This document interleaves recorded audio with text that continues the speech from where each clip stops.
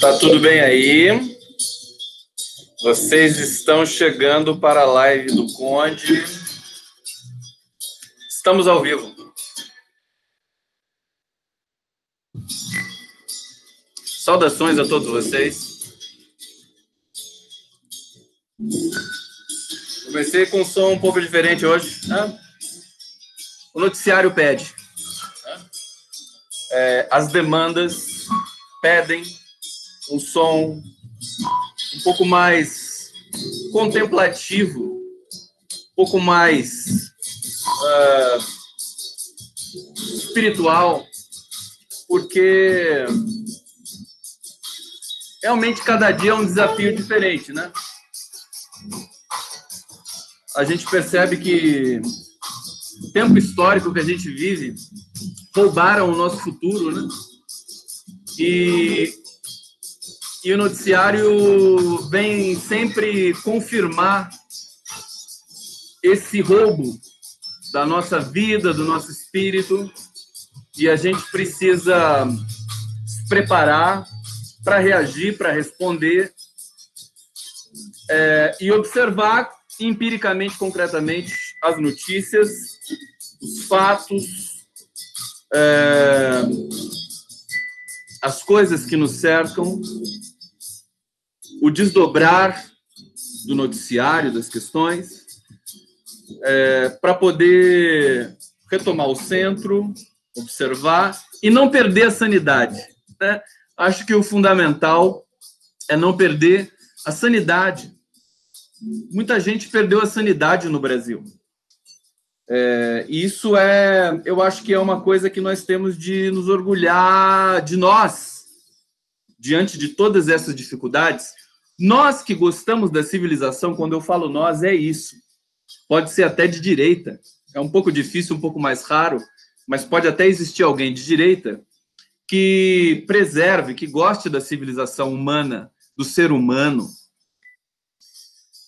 E quando eu digo que nós conseguimos, nós aqui no Brasil, esse segmento que é majoritário da população brasileira, sem a menor sombra de dúvida, uma eleição, ela não dá, né, ainda mais nos termos em que essa eleição foi realizada, em função da abstenção, brancos e nulos, enfim, de uma porção de outros dados, de uma porção de outras que circulam em torno de uma eleição num país como o Brasil, ela não dá a dimensão, não é a resposta final para tudo e para todos, haja vista que esses inimigos da civilização que hoje ocupam o governo brasileiro sempre se queixaram também do resultado das eleições, sempre foram, apelaram de uma maneira muito, enfim, sem caráter, né? Eu estou aqui me lamentando, dizendo, do ponto de vista, inclusive, técnico, científico, eu não estou reclamando, chorando. Simplesmente estou dizendo que uma eleição, ela é uma fotografia do momento também, como uma pesquisa eleitoral. E isso pode mudar rapidamente também. Agora, democracia implica de que o vencedor governe. Mas isso também é uma outra questão, já que esse vencedor não está governando concretamente. Folha de São Paulo, até...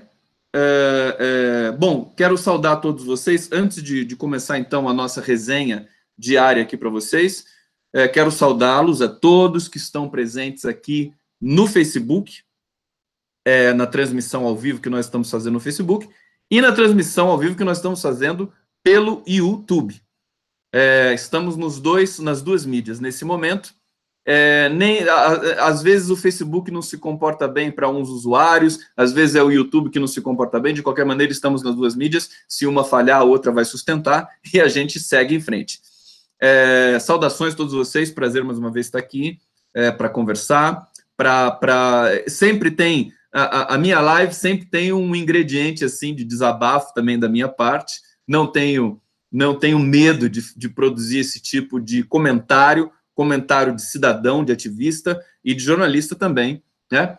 Acho que hoje nós somos tudo isso, nós temos de ser tudo isso. nós não podemos mais nos esconder nas máscaras. Eu sou um jornalista, tem que ser imparcial. Quer dizer, uma das coisas mais burras, né, que o jornalismo atrasado do século XX produziu é essa quimera, né, esse delírio de que a linguagem possa ser neutra e que você possa ter uma neutralidade com relação a fatos empíricos do mundo político. Não é assim que funciona. Nós estamos cansados de saber isso. Até o primeiranista de jornalismo sabe isso. E o jornalismo insiste, né, em produzir, e muitos jornalistas insistem em ter orgulho dessa concepção de linguagem ultrapassada dos anos 60, que não existe mais hoje. Essa conversa de mensagem,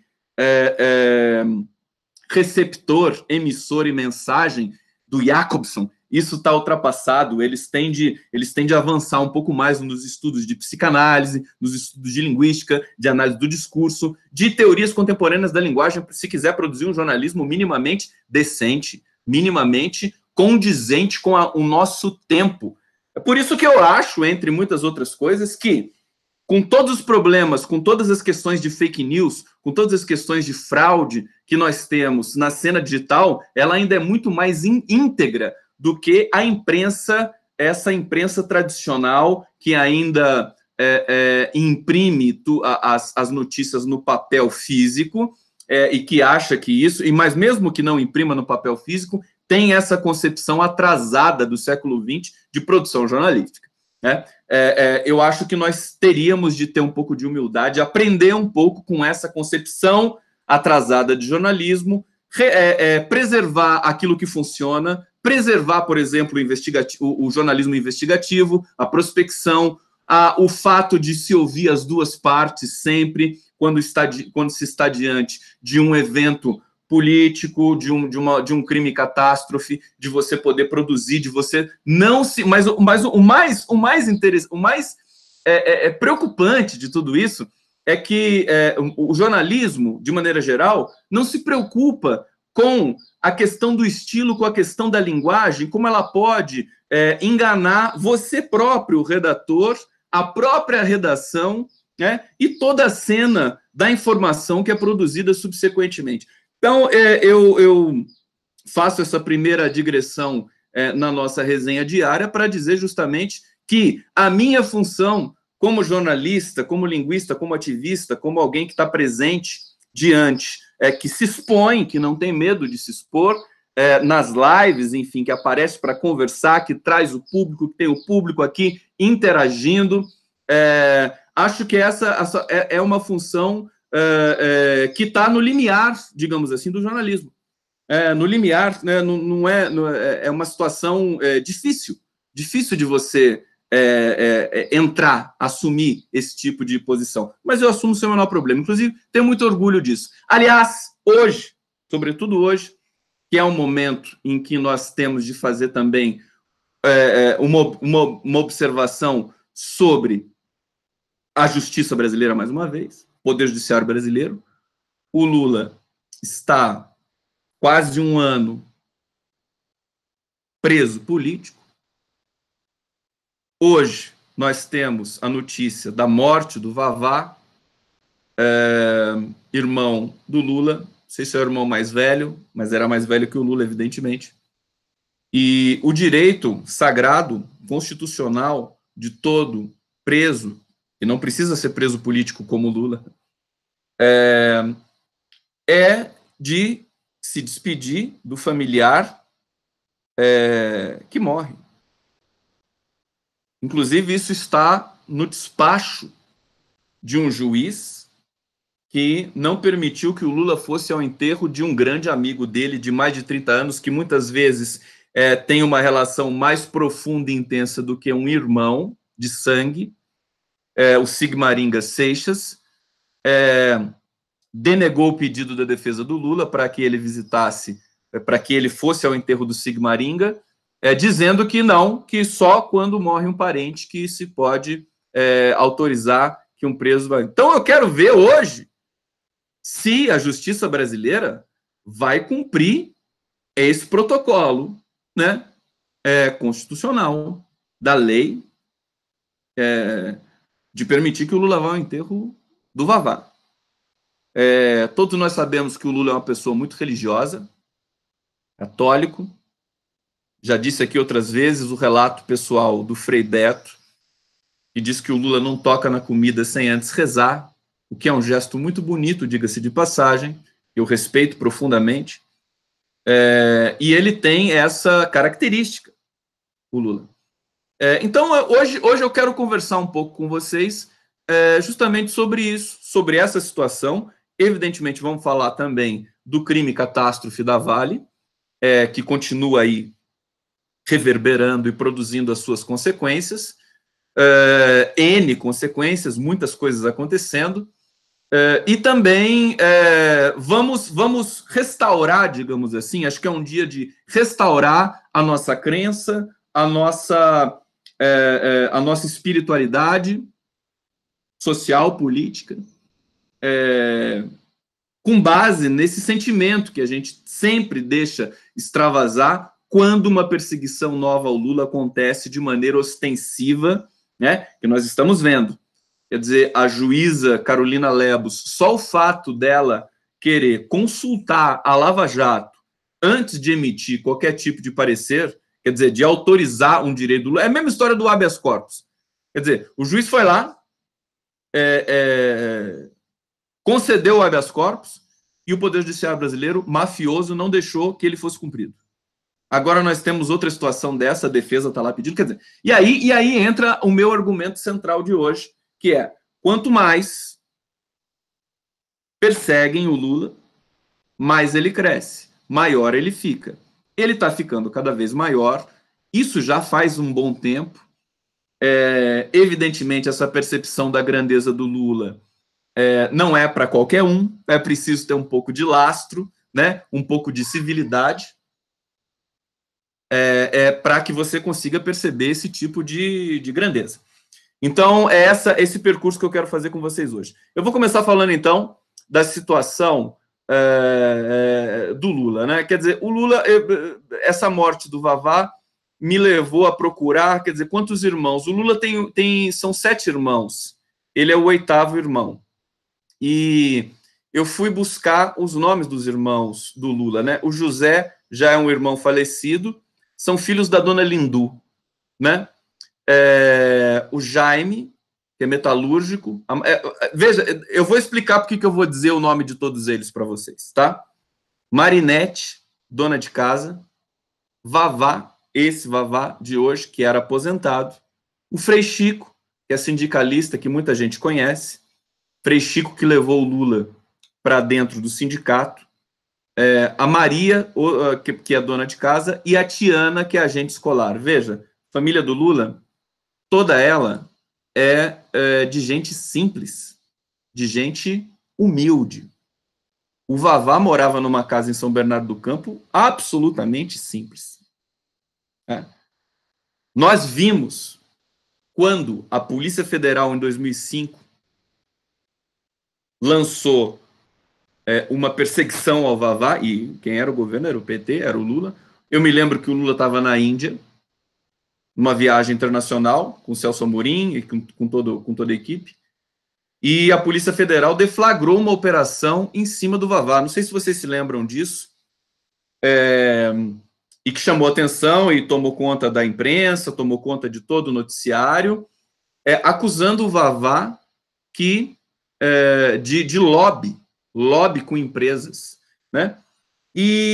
Bom, tudo isso depois se mostrou falso, evidentemente, ninguém conseguiu provar nada. A Polícia Federal entrou na casa do Vavá, investigaram, revistaram a casa do Vavá, casa simples, com cachorrinho, vira-lata latindo, aquele esquema que vocês conhecem, né?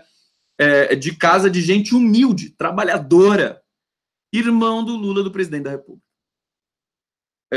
Bom, deixa eu só fechar essa questão do Vavá quando ele foi perseguido enfim, foi investigado pela Polícia Federal. Alguém produziu algum tipo de tese a respeito da atuação do Vavá, quer dizer, uma coisa totalmente delirante, que se mostrou totalmente delirante depois. Me lembro que o Lula foi interpelado na Índia sobre essa operação na casa do Vavá, e o Lula disse, olha, queridos, se tem uma operação, quer dizer, a Polícia Federal é soberana. Olha só a característica do Lula, né? Dos governos do PT, que davam independência para a Polícia Federal trabalhar, né? Inclusive davam muito investimento da Polícia Federal, que era um brinquedinho do Fernando Henrique Cardoso, mas com os governos do PT ela passou a ser uma Polícia Federal republicana, em grande medida, evidentemente, não estou generalizando, porque também você tem nichos que são problemáticos dentro das instituições, que acho que é o caso dessa operação contra o Vavá, que era um sujeito extremamente simplório. O Lula dizia da simplicidade do Vavá, e nós pudemos ver isso quando houve, quer dizer, a boa-fé, a inocência. Ele deu uma entrevista para uma revista também, na maior inocência, porque ele era um sujeito realmente muito simples. Vocês conhecem gente simples, que, enfim, podem ter toda a espiritualidade do mundo, tudo, mas assim, não tem aquela malícia, aquela maldade, né? E o Vavá é esse cidadão que não tem a malícia, que não tinha malícia agora, porque, enfim, ele, infelizmente, foi levado por um câncer no pulmão nesse dia de hoje. E o Lula, na Índia, eu me lembro, ele até disse assim, ele até sorriu, falou, cara, o Vavá fazendo lobby? Sinceramente, sem condições de acreditar. Quero que eles investiguem, quero que eles verifiquem isso, né? Para que não reste nenhum tipo de dúvida realmente. O Lula não se negava a dar entrevista, né? Não é que nem certos políticos que fogem de entrevista. O Lula estava sempre disponível aos jornalistas. É por isso que eu também me pergunto dessa psicologia dos jornalistas que não tem que tem problemas com o PT, mas por quê? Se o PT sempre foi um partido que, com toda a hostilidade da imprensa, esteve lá presente, dava entrevista, concedia entrevista, nunca se negava a dar nenhum tipo de depoimento para a imprensa tradicional, para a imprensa progressista, em nenhum momento. É um partido transparente nesse sentido, que não tinha medo do microfone em nenhum momento. Quer dizer, nesses momentos a gente percebe também que uma teoria linguística chamada a pragmática, né, é uma corrente da teoria linguística. Nós temos um conjunto de regras que foram consolidadas por um filósofo da linguagem chamado Paul Grice. E ele tem as máximas da cooperação. Então, quando uma pessoa é cooperativa num gesto comunicacional interacional, num processo comunicacional, a outra pessoa tende a ser comunicativa também, tende a ser colaborativa também. Então, se você colabora, se você responde, a outra pessoa vai interagir com você. É claro que aí não entra a questão da ideologia nesse circuito teórico do Paul Grice. Mas eu pergunto para vocês, quer dizer, um político e todo um segmento político, todo um partido político que sempre produziu as suas teses, questões, hipóteses, propostas de maneira transparente, na frente da imprensa, produzindo, estando junto, dando entrevista o tempo todo, como é que as pessoas podem ter má vontade com um partido assim? É muito esquisito.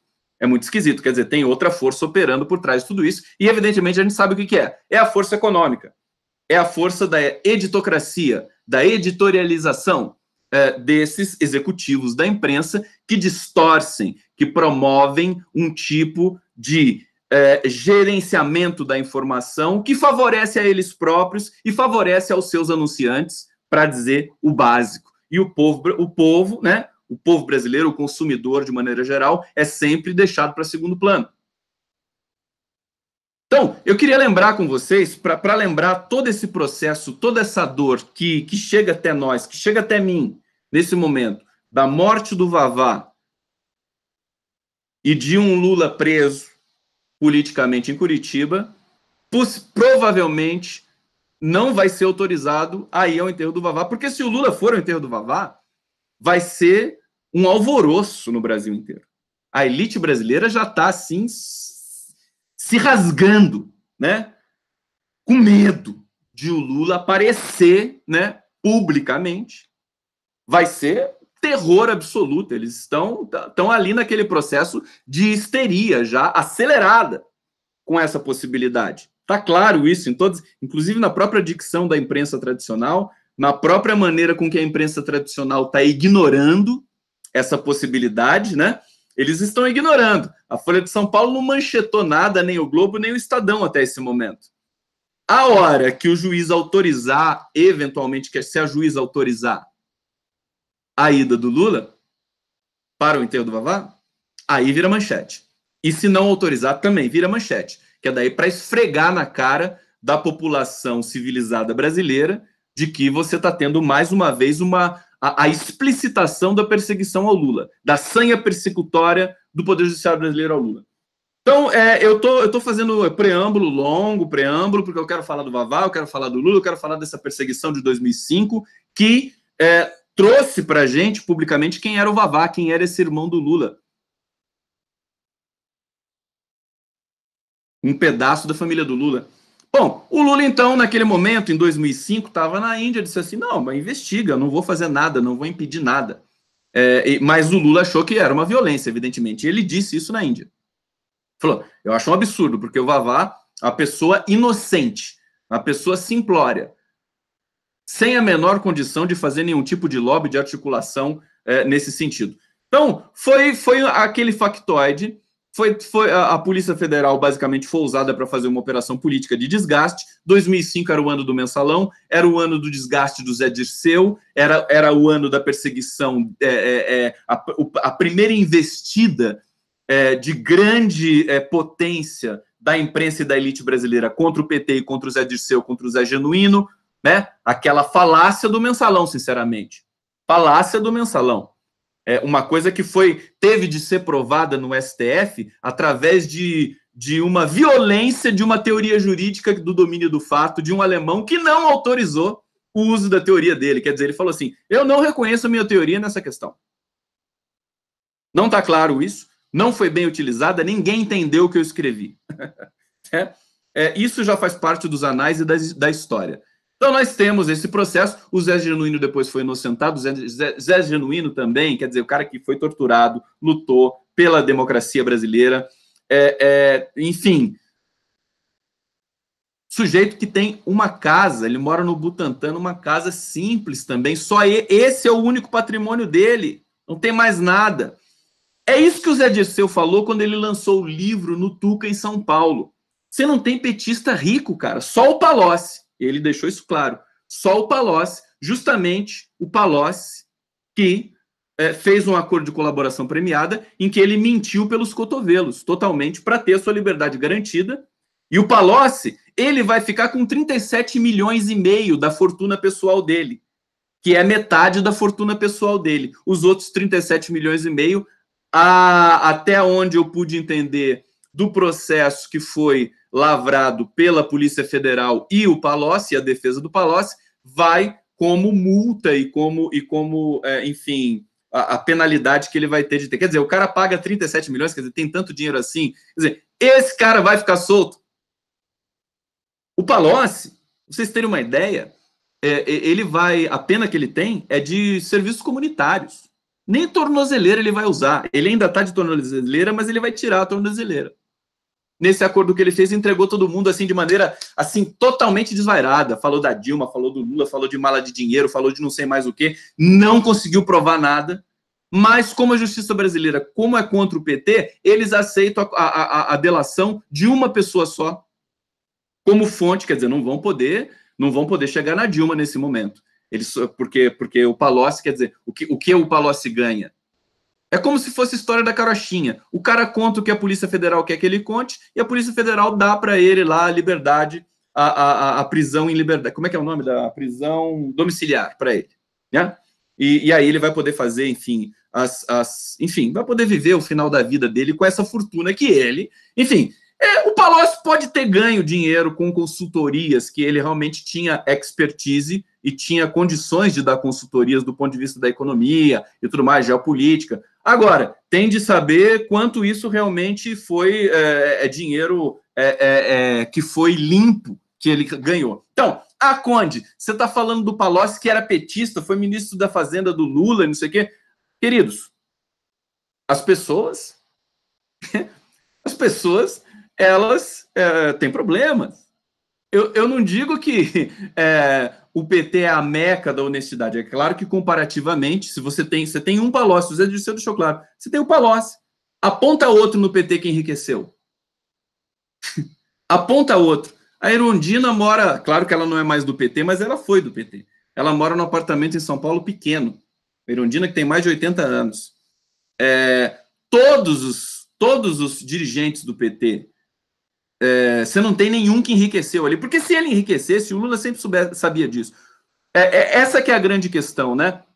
O Lula sabia que o PT era muito visado e que qualquer movimento em falso que ele fizesse daria razão para a justiça ir lá e esmagar o PT. Então ele sempre teve muito cuidado com isso e sempre foi muito prudente. Evidentemente, no governo petista, 13 anos na frente do Brasil, Lula ficou 8 anos, saiu com a popularidade lá em cima, é bom sempre lembrar e sempre frisar isso. Você tem situações que escapam do teu controle, evidentemente. Bom, sem digredir muito, Conde, tá tudo bem com vocês? Vocês estão curtindo a live hoje? É um dia terrível, nós estamos num momento de espera, né? A qualquer momento pode sair a decisão da juíza Carolina Lebos. Então, peço paciência para vocês, daqui a pouco eu vou dar um giro aqui na internet para ver se saiu alguma coisa. Se sair, se vocês virem, enquanto vocês estão curtindo a live, por favor, me digam. Coloque no comentário aqui, caixa alta, para a gente saber. E mandem coraçõezinhos para o Conde e para o Lula. Mandem coração, porque o Lula assiste a live, o coraçãozinho chega nele também. Então pode mandar coraçãozinho para mim, que depois esse coraçãozinho chega no Lula. O Lula ficou todo feliz. Deixa eu só tomar um golinho da minha água, dá licença. Posso tomar? Dá licença. Vamos botar a musiquinha, né, enquanto eu tomo água, né? Tradição da live do Conde, música para tomar água. É a nossa tradição. Vamos lá. Cadê a minha musiquinha? Tá aqui.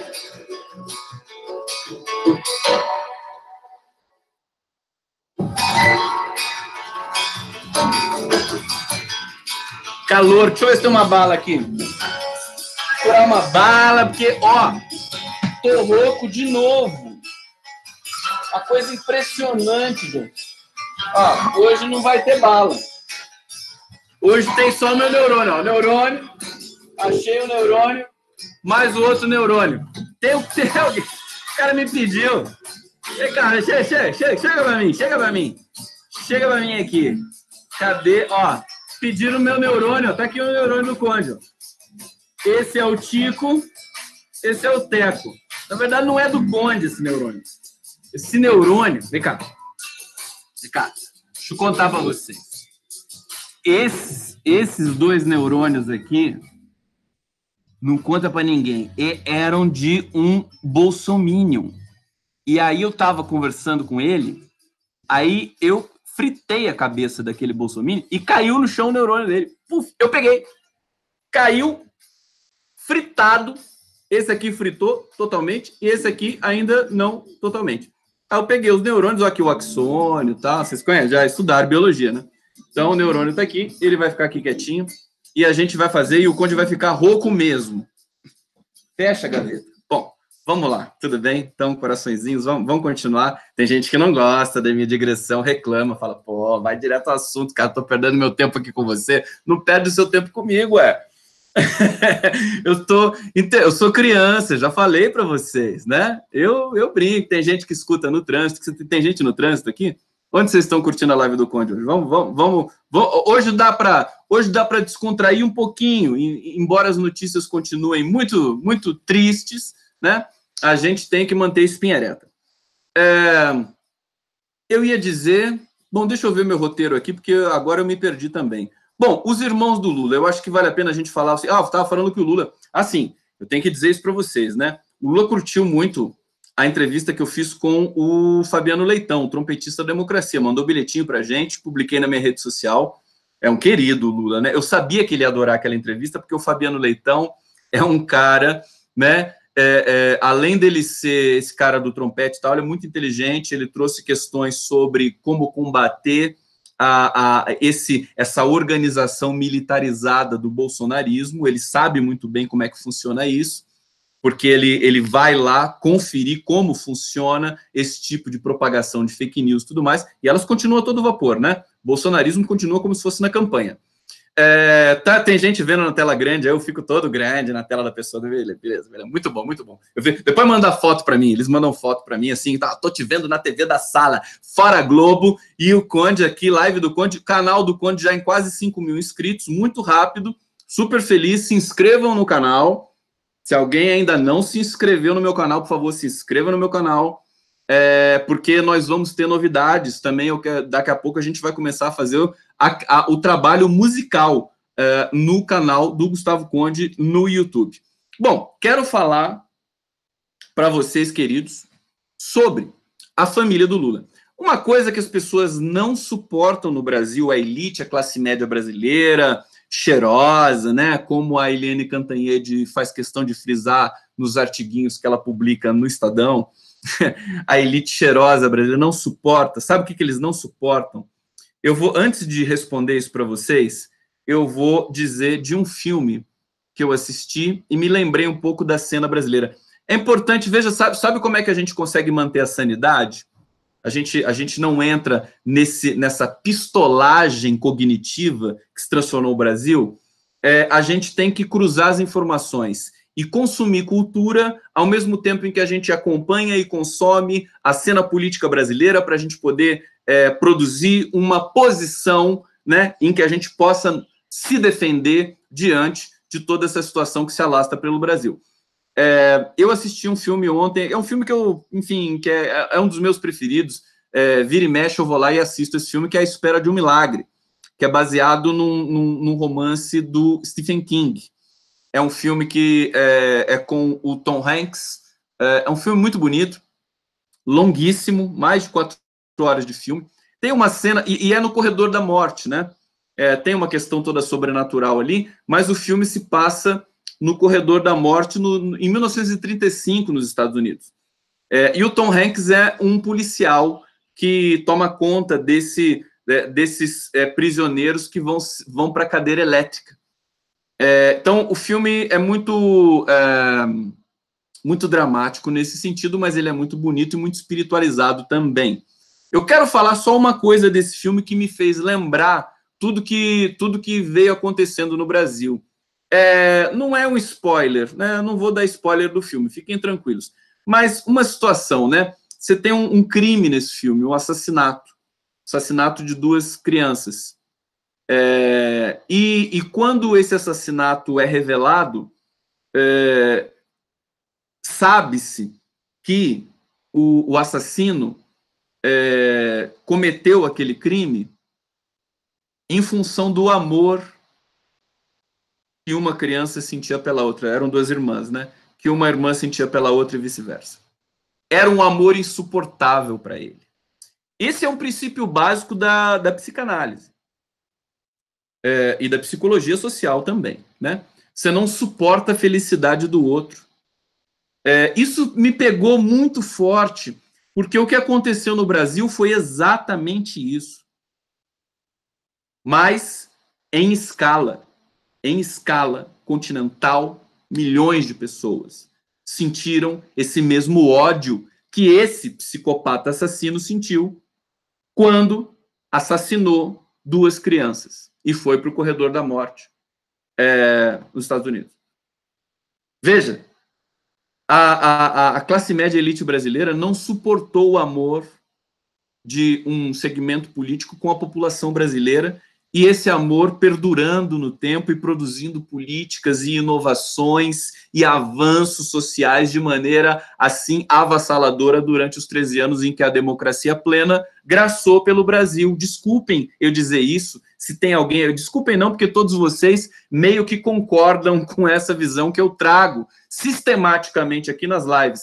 Mas eu acho importante frisar, reiterar, insistir, reforçar essa percepção.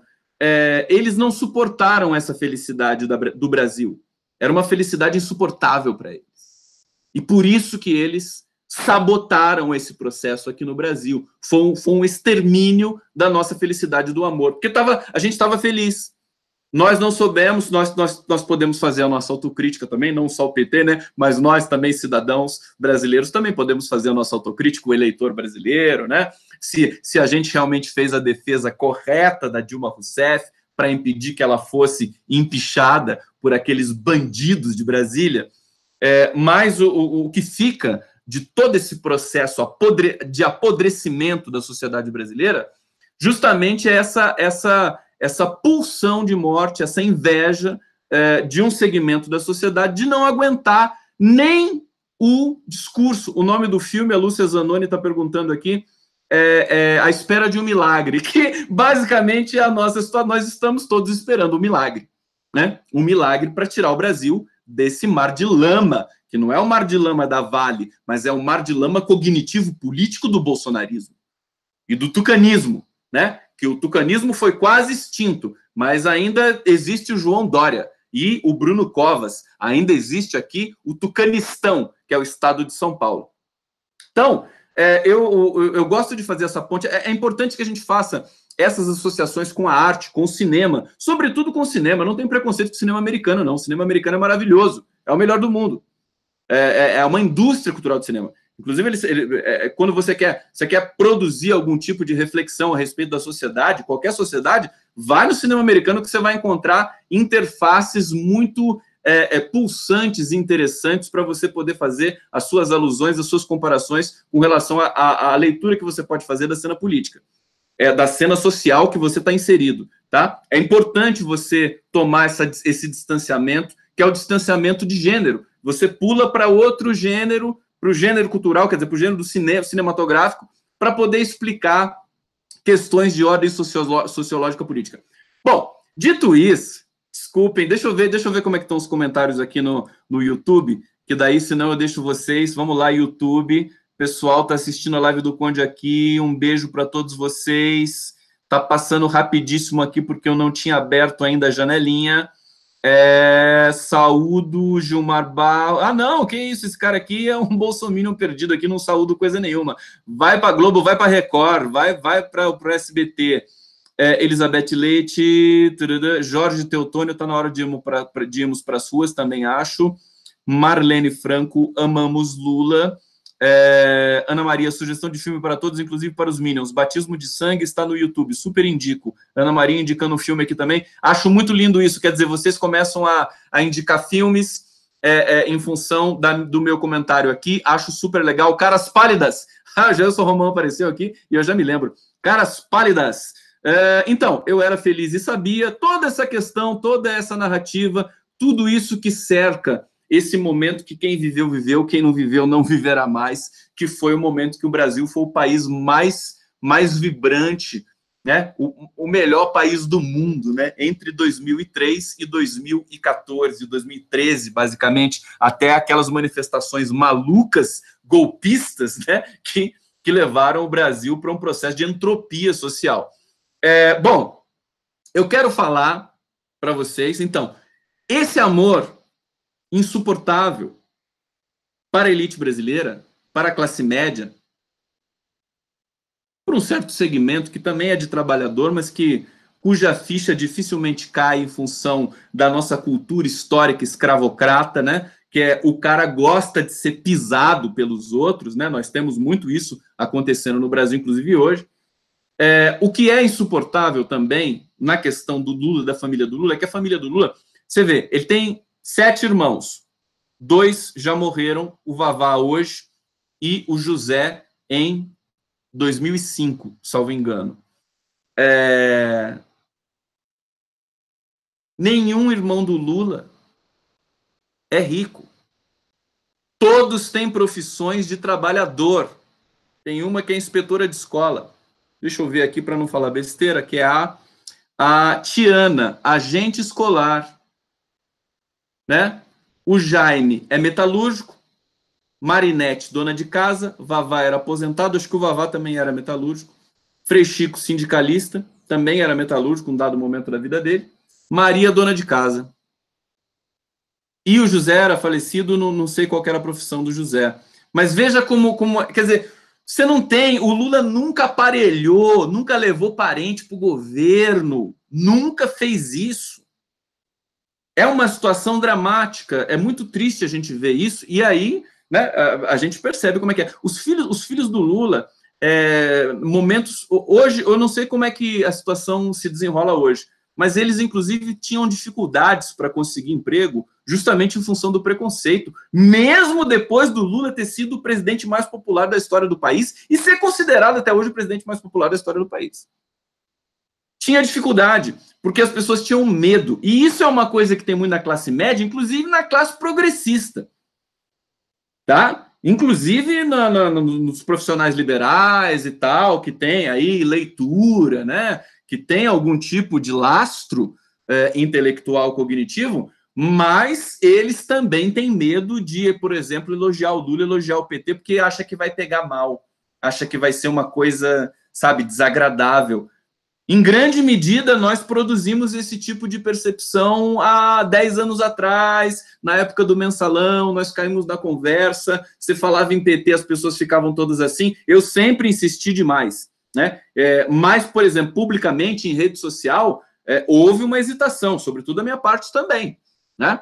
Houve uma hesitação, quer dizer, eu me lancei totalmente em defesa do PT e dos valores democráticos depois desse processo de apodrecimento generalizado da democracia brasileira com a reeleição da Dilma Rousseff, né? Sempre mantive, digamos, a minha leitura da esquerda brasileira, do PT, e das questões conjunturais, por exemplo, a necessidade do PT fazer aliança para poder governar, né? Você tem questões que são ruins, eu não sou um radical nesse sentido, mas a defesa intransigente da democracia, ela apareceu depois em função desse assédio, que foi um assédio muito invasivo dessa classe elitista brasileira, golpista, né? Os maus perdedores não conseguiam ganhar uma eleição nunca em escala nacional, só nos nichos, nos coronelismos estaduais espalhados pelo Brasil, sobretudo aqui em São Paulo, maior curral eleitoral do Brasil, São Paulo, desculpa, mas eu falo isso já há algum tempo, em função de você ter o PSDB, que há quase 30 anos governando o estado de São Paulo. Então, esse processo do Lula, dele ser inatacável, dele não ter enriquecimento dele próprio, ou da família ou de parente, isso enlouqueceu as pessoas. Quer dizer, o Lula não era um político como todos os outros. Quando as pessoas se deram conta disso, elas ficaram histéricas. Como que eu vou derrotar um cara desse que não é igual a todos os outros? Veja, isso está no discurso antipetista. O partido falou que era isso, que era tal, e não era nada, era igual a todo mundo. Só que não é assim. A verdade que prevalece é essa. Não é igual a todo mundo, porque o Lula não tem essas ligações perigosas que todos esses políticos têm, de colocar pessoinha no cargo, de ter gravação que você vê. O Lula não tem conta no exterior. Ele não tem imóvel na França, em Paris. Não é verdade? Se você pegar o histórico das declarações de imposto de renda do Lula, que eu tive acesso, que a defesa dele apresentou quando do julgamento com o Moro, o Lula tem os mesmos imóveis ali há mais de 30 anos em São Bernardo do Campo, tem aquele sítio dele, que não é o sítio de Atibaia, que é o sítio Los Fubangos, tinha uma picape F1000 que foi roubada, né? O patrimônio pessoal do Lula é uma coisa assim, classe média. Classe média. Evidentemente, depois que ele deixou a presidência, ele começou a fazer palestra internacional e ele era o cara mais requisitado do planeta Terra para fazer palestra em todo lugar do mundo. Evidentemente, a palestra dele não ia custar qualquer 5 mil reais, né? Nem os 20 mil do Leandro Carnal e do Pondé, essa miséria, né? Não, palestra do Lula é outro papo, meu querido. Palestra, se quer ver o Lula falando, tinha que pagar, se não me engano, era 200 mil reais. O cara que constrói tudo que ele constrói e as pessoas pagam para ele. Por que ninguém discute o preço de um artista? O preço de um show da Ivete Sangalo, da Anitta, do Roger Waters, né? Enfim, quem mais, né? Quem mais? Por que ninguém discute? O Lula não pode. A Silvia Inês está falando aqui. O Lula não pode.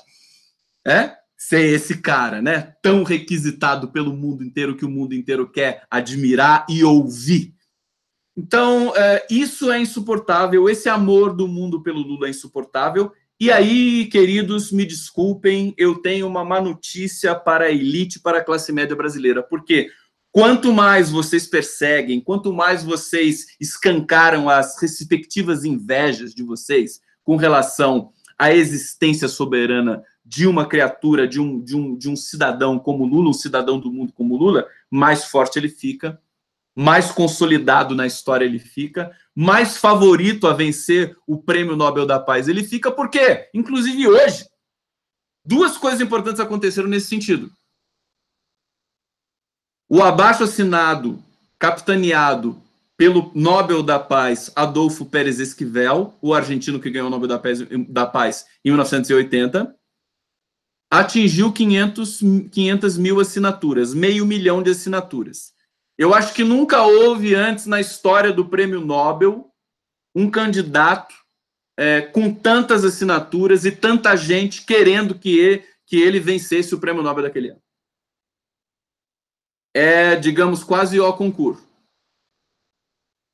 E outra coisa que também é muito simbólica, que é o jornal francês L'Humanité, a capa do jornal hoje o Lula, o jornal pedindo para o Lula ser laureado com o Nobel da Paz. Lula para o Nobel da Paz. Isso é muito poderoso, é muito forte. Quer dizer, hoje a França acordou com uma informação diferente e nova.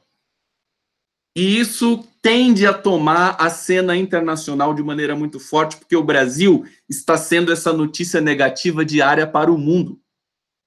Todo mundo se pergunta o que está acontecendo com o Brasil. Como é que pode? E aí vem uma outra questão que eu acho importante falar com vocês aqui, que é assim, será que o Brasil está passando pela ira divina? Né? Será que tem uma nuvem espiritual, né? Uma praga do Egito, alguma coisa foi lançada no Brasil? Bom, só o fato de ter um partido como o PSDB, por exemplo, já poderia ser uma praga, né? Eu sempre pensei isso, né? Quem merece um partido como o PSDB? Ainda bem que não deu nem para comemorar o fim do PSDB, porque veio o bolsonarismo. Mas sejamos, digamos, um pouco mais exigentes com o nível de praga. PSDB, aí você tem o traidor Michel Temer, você tem um golpe, você tem uma imprensa que é muito limitada, péssima, não sabe fazer nem cobertura internacional e a cobertura nacional totalmente enviesada. A cobertura internacional do Brasil, do Le Monde, do The New York Times, do La Repubblica italiano, Página 12 argentino, enfim, todos os maiores conglomerados de mídia do mundo, ela tem muito mais, ela se parece muito mais com a blogosfera progressista, com o Brasil 247, o DCM, o GGN, o Viu Mundo, do que com a nossa imprensa vendida. A pauta, a agenda é totalmente outra, porque a nossa imprensa é empresarial. A nossa imprensa ela não produz jornalismo propriamente dito. De vez em quando ela tenta, mas, em geral, ela se cansa muito rápido de produzir um jornalismo minimamente com algum tipo de qualidade. Tá?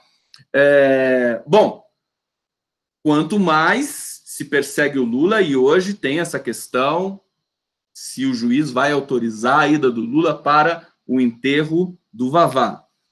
Direito do Lula ir no enterro do irmão, como eu disse, é um alvoroço e as pessoas já estão se coçando. A elite brasileira já se coça porque ela não quer ver o Lula aclamado publicamente num lugar público. Né? Ela sofre demais, ela tem problemas de ordem sexual com esse tipo de imagem. Bom, eu quero voltar e quero insistir numa questão que pode parecer transcendental, pode parecer de ordem mística, e em grande medida, que essa ira de Deus que se arrasta pelo Brasil. Mar de lama, crime catástrofe, incêndio do Museu Nacional, retorno de doenças do século XIX, extermínio dos direitos trabalhistas, extermínio de comunidades indígenas, avanço de ruralistas com muita violência para cima das nações indígenas. Hoje saiu o dado da Transparência Internacional sobre a percepção de corrupção no Brasil e o Brasil decaiu lugares. É a pior posição do Brasil no índice de percepção da corrupção depois da Lava Jato. Quer dizer, a Lava Jato piorou a percepção de corrupção no Brasil. Não é uma graça isso? Quer dizer, qual o relatório que a Lava Jato vai fazer agora com relação a esse dado? Não conseguiu estatisticamente comprovar que teve uma função minimamente virtuosa na sua operação. Na verdade, a Lava Jato, a gente sabe concretamente que exterminou a indústria naval brasileira, exterminou as grandes empreiteiras brasileiras, que, como já se disse, já se cansou de dizer por aí, Odebrecht, Camargo Correia, as grandes empreiteiras, enfim, sobretudo a Odebrecht. Se você tem os executivos que são corruptos, Marcelo Odebrecht, e toda a sua diretoria, você pune essas pessoas, mas você não extermina com a empresa. É aquela história, se o cara está com uma unha encravada no pé, você não vai amputar a perna dele. Você vai tirar a unha encravada do cara. É isso que fizeram no Brasil. Quer dizer, a Odebrecht foi varrida do mundo inteiro, ela foi banida do Peru. E basicamente ela morreu. Tem mais Odebrecht. Agora a Vale também vai morrer, mas a Vale vai morrer em função da sua extrema incompetência e tendência ao crime, a Vale miliciana, né? Porque o Moro não perseguiu a Vale.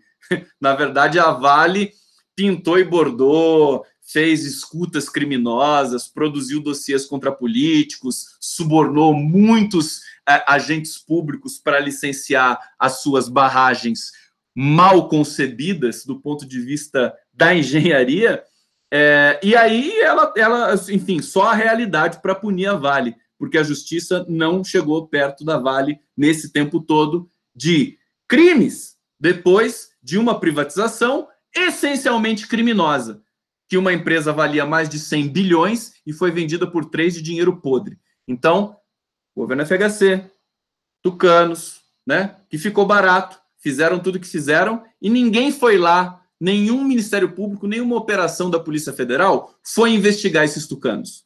Acho que faltou isso para o Brasil e ainda falta.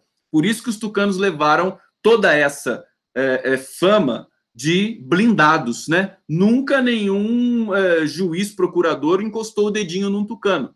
Só o Azeredo que está preso lá e ninguém sabe se ele está preso mesmo, porque ninguém não tem notícia, né? Você não tem o cara é tão desimportante, né? Que ninguém sabe como é que ele está, né? Né? O que está acontecendo lá com ele? Quer dizer, são políticos que realmente são de protagonismo, não tem nada. E aí eu quero, enfim, retomar a seguinte questão para a gente já ir concluindo. Será que nós estamos com a ira de Deus aqui no Brasil? Olha, eu respondi isso hoje para o meu amigo Leonardo Atush. Eu disse para ele, sim, só que a minha visão de uma ira divina, ela é sociológica, estrutural, conjuntural. A ira de Deus é provocada. Ela não acontece por inércia celestial, né? Ela é provocada. Evidentemente, você destrói toda a estrutura de governança de um país como o Brasil. Complexo. Um país que era um cocôzinho, um biscoitinho antes do Lula chegar e incluir 40 milhões de pessoas na economia brasileira. Um país que era governado só para São Paulo e Rio de Janeiro com os governos FHC. E também na ditadura militar. Assassina. Evidentemente, você tem um outro país, né? Esse outro país que caiu no colo do Michel Temer e do PSDB, que não tinham a menor ideia do que fazer com esse país tão imenso, uma estrutura de governança tão imensa, diferente e complexa, e técnica, e estabelecida e consolidada durante todos esses anos aí de governança do PT. Veja, muita gente gosta de reclamar e de bancar o advogado do diabo, não precisa que eu mesmo banco. Eu mesmo banco o meu advogado do diabo. Então, teve problemas nos governos do PT? Claro que teve, queridos. É óbvio que teve. Teve gente que foi incompetente nos governos do PT. Mas veja, incompetência não é que nem criminalidade explícita. Não é milícia. É incompetência. Você pode errar no projeto, você pode inclusive errar no diagnóstico, como acho que a Dilma Rousseff errou e como muita gente comenta. Eu detesto falar depois, né? Ainda não tenho tanto, digamos, segurança assim para dizer se ela errou em chamar o Joaquim Levy para. São pressões múltiplas. O governante tem de lidar com tudo isso. Então, caiu no colinho do Michel Temer do PSDB. Vocês se lembram a quantidade de recuos que o Temer fez no começo do golpe, né? Por que recua tanto? Porque não tem a menor ideia de como governar o país, não tem a menor ideia do que se pode fazer, não tem a menor ideia dos limites, né, que foram impostos por um governo que governou junto com a sociedade brasileira o tempo todo. Por isso que ele teve de recuar tantas vezes. E é por isso que o Bolsonaro também já começou recuando, nas quatro patas, né? Já começou recuando demais. Ele não tem a menor ideia do que pode fazer no governo.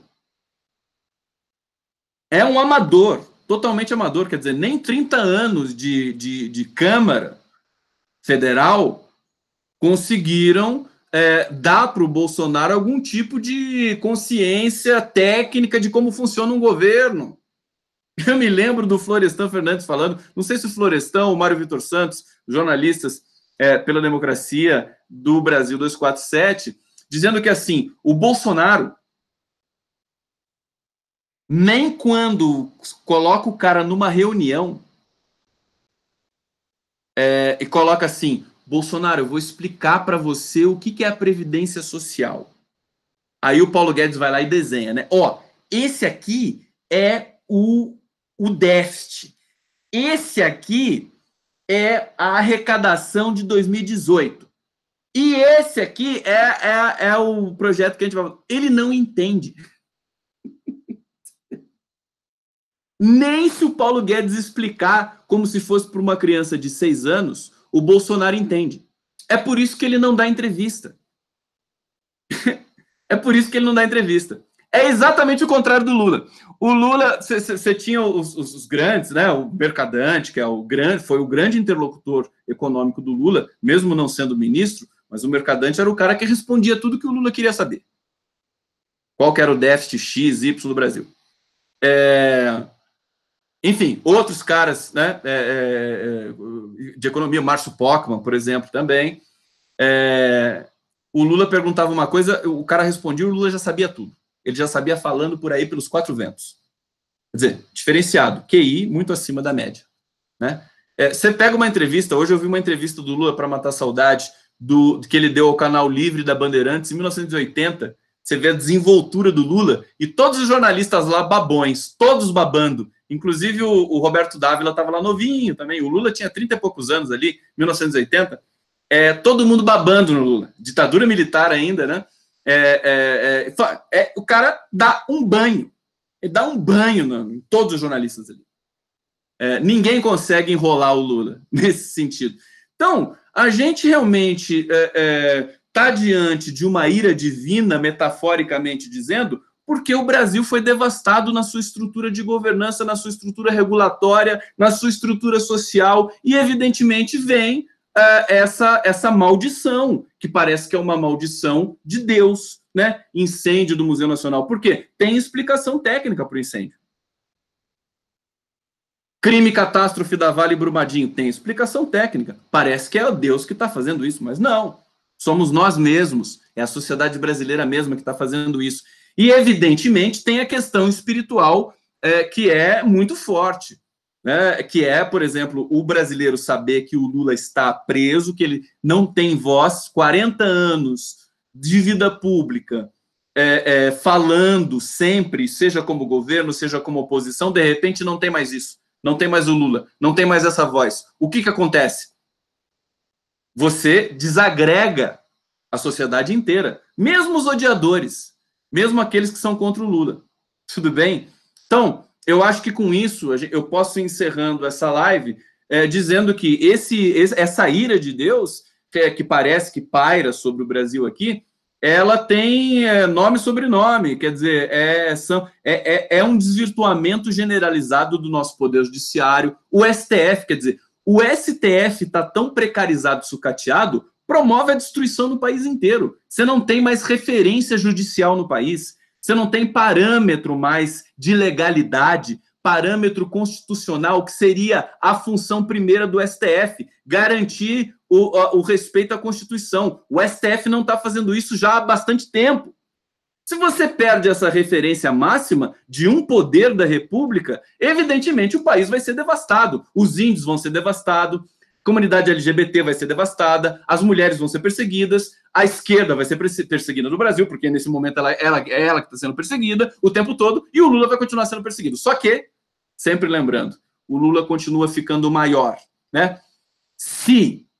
Veja, eu não sei o que vai acontecer, e essa live tem uma reprise amanhã, pela manhã no 247, e pode ser que o Lula saia para visitar não até amanhã, então nesse momento a gente ainda não sabe.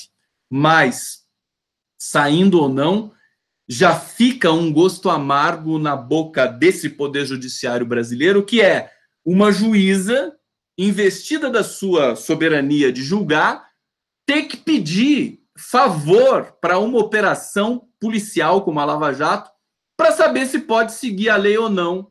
Que tipo de juiz é essa? É uma vergonha. É uma vergonha.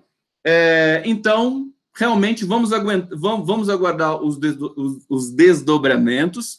E aqui eu vou me despedindo de vocês, agradecendo demais a presença de todos vocês. Desculpa se eu não pude fazer uma interação muito mais intensa hoje, mas é que, às vezes, a gente vai nessa sequência. Eu quero convidar vocês hoje, porque nós vamos ter na TV 247, às 10 horas, a reprise de uma entrevista que eu fiz com a historiadora Gláucia Fracaro. A gente fala de feminismo, a gente fala dos direitos das mulheres, e a gente fala da degradação também social do Brasil, sobretudo das leis trabalhistas do governo Temer. Então, eu convido vocês, se vocês tiverem energia, quiserem assistir uma grande entrevista, porque a Gláucia é sensacional, ela é incrível, muito, muito competente naquilo que ela faz, professora da PUC de Campinas, e aí eu convido todos vocês para essa programação. Convido vocês também a se inscreverem no meu canal e se inscreverem no canal da TV 247, mas eles já têm muitos. A TV 247 já tem quase 300 mil inscritos. Eu tenho quase 5 mil. Me ajuda a chegar nos 5 mil primeiro, que daí depois a gente conversa. Um beijo para vocês, muito obrigado. Valeu pelos coraçõezinhos. Caras pálidas! E a gente se encontra na próxima live do Conde. Um beijo.